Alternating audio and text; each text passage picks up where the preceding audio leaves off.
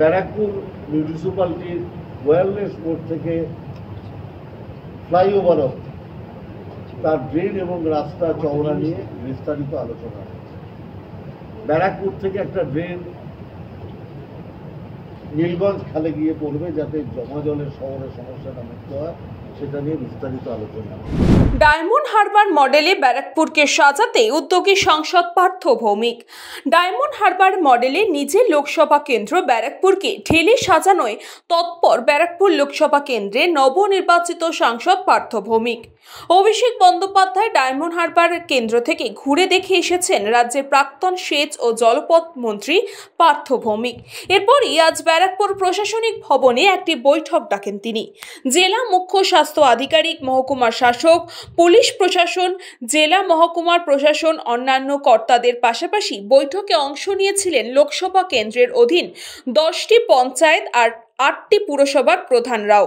এই বৈঠকে এলাকার সমস্যা ও উন্নয়নের কাজের গতি প্রকৃতি নিয়ে আলোচনাও হয়। প্রতিটা বিধায়ক এবং পৌর প্রধানদের তার এলাকার উন্নয়নে কী কাজ করতে চান সেই তালিকাও চেয়েছেন সাংসদ।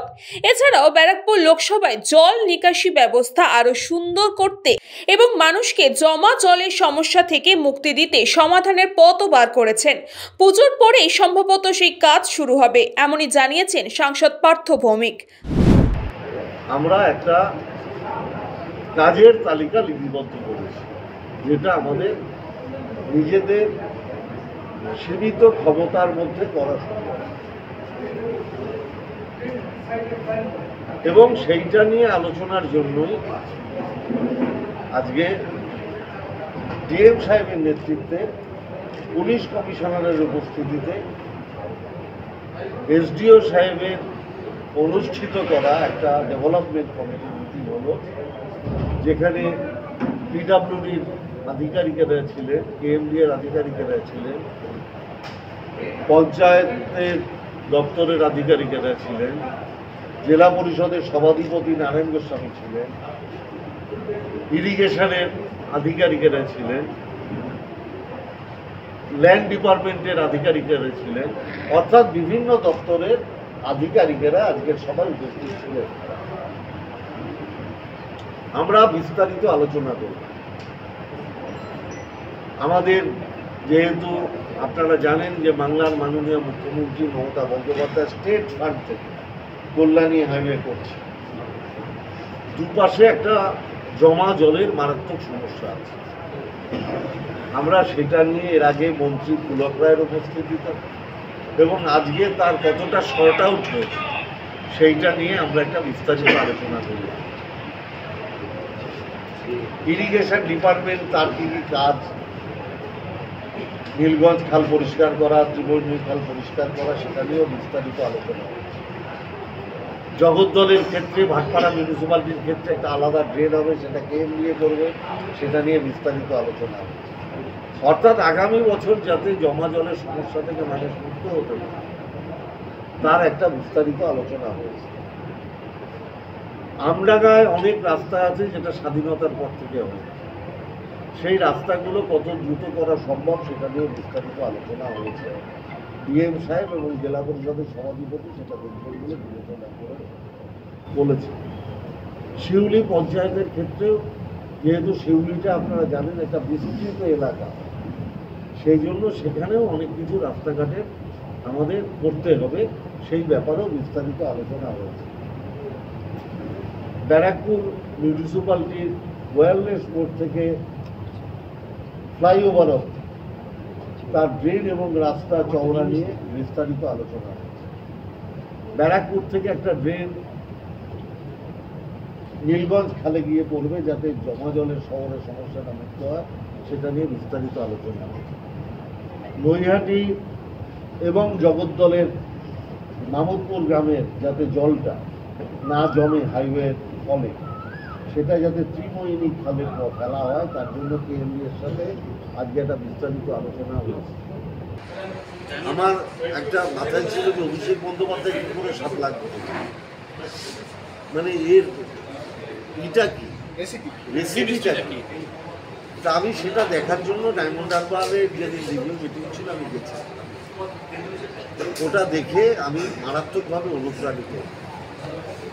সবটাই কিন্তু মমতা ব্যানার্জির ডেভেলপমেন্ট। অভিষেক বন্দ্যোপাধ্যায় ডায়মন্ড হারবারে যেটা করছেন, মমতা ব্যানার্জির ডেভেলপমেন্টটা যাতে বুথ স্তরে পৌঁছয় সেটা করছে।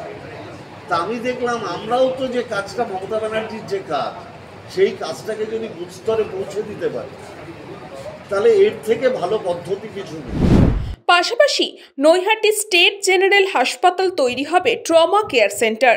প্রসঙ্গত, ব্যারাকপুর লোকসভা এলাকায় কোনো হাসপাতালে ট্রমা কেয়ার সেন্টার নেই।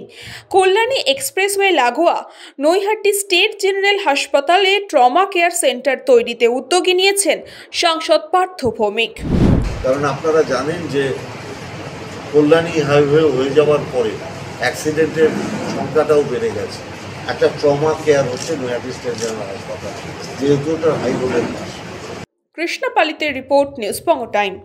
আস্থা পলিক্লিনিক ও ডায়াগনস্টিক সেন্টার, এক ছাদের তলায় বিশিষ্ট চিকিৎসকদের চিকিৎসা পরিষেবা পেতে আজই আসুন আস্থা পলিক্লিনিক ও ডায়াগনস্টিক সেন্টারে। আমাদের ঠিকানা নোনা চন্দনপুকুর, চ্যাটার্জিপাড়া। আমাদের যোগাযোগ নম্বর 7003758330। फास्ट मूविंग वर्ल्ड में वही आगे है जिसके पास है स्पीड, जैसे मेघबाला ब्रॉडबैंड। सही स्पीड सही पहचान।